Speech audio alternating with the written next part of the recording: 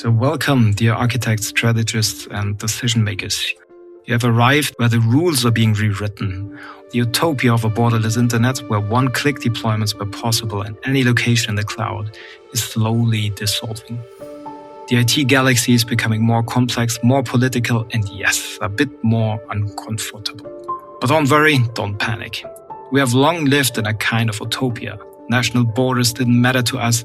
Infrastructure was global and deployments could be distributed across the globe with a single click. The location was just a variable in a config file. That era is coming to an end. The topic of sovereignty is unfortunately not just an abstract buzzword, but a real challenge. The impact on us as the IT industry is hard to foresee. After all, we all had the same access to technology, no matter where we in the world and almost regardless of the available budget. The democratization of innovation and technology has made us significantly more agile. Personally, I'm more of an learning by doing guy.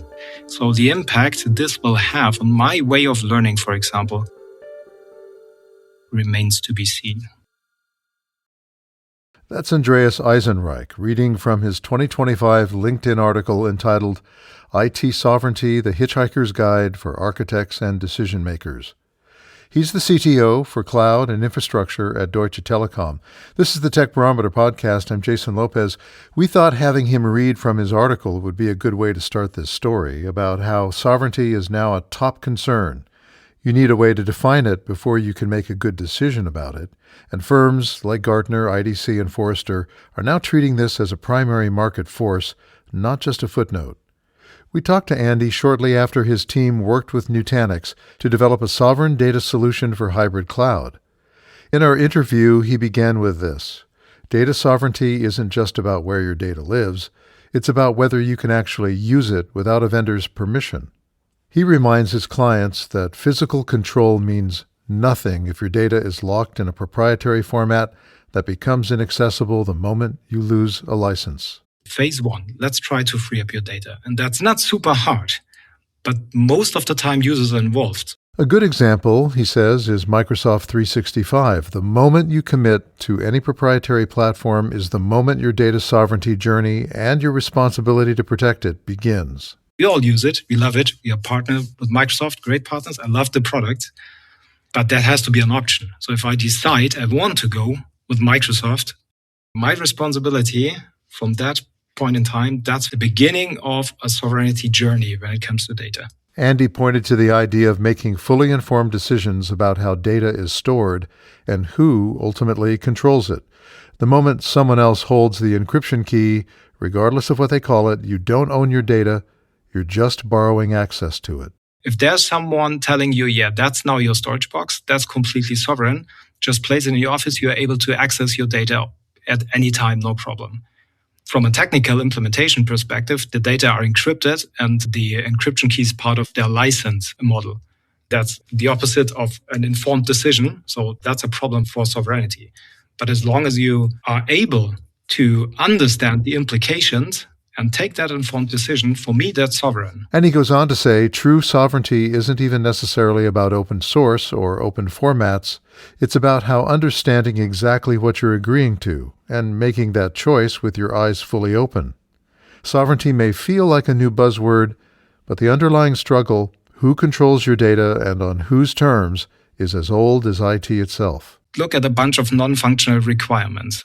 Things like the European sovereignty framework that they just released, they might help us to somehow have a common ground to start the discussion around that. But at the end, it's non-functional requirements. And as all architectures, they're not just built, they're maintained. If you start with something like your own infrastructure based on Nutanix down in your data center, that might be version 1. It ticks all the boxes when it comes to your understanding of sovereignty. But bring that then to version 2, where you have to tick all the boxes as well, but maybe with another technology. And that is where it becomes interesting on a lifecycle perspective.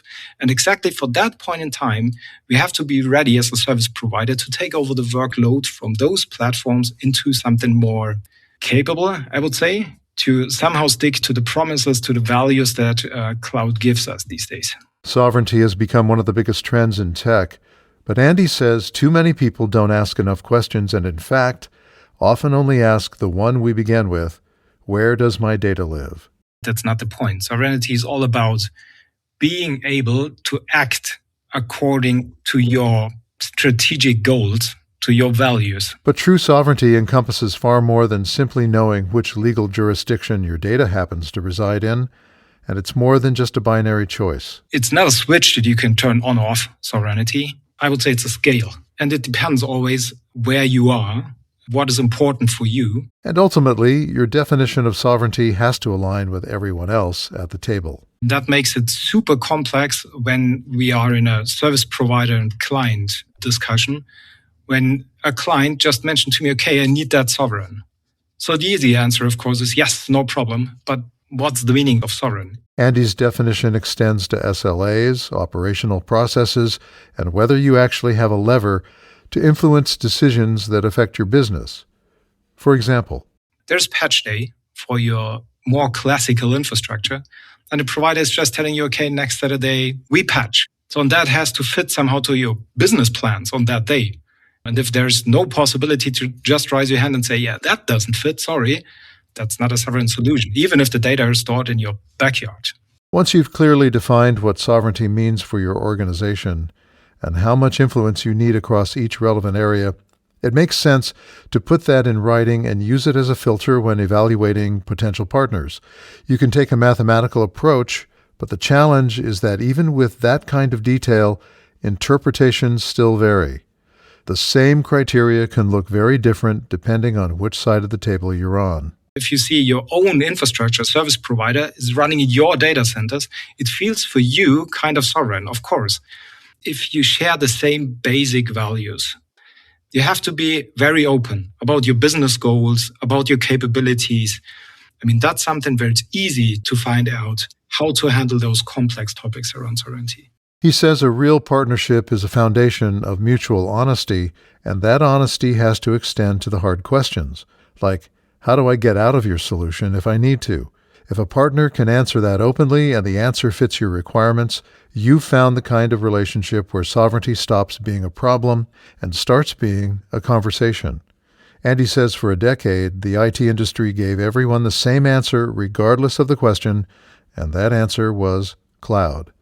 He says clients have been told they didn't understand their own problems, reshaping their business challenges until they happened to fit perfectly inside whatever cloud offered.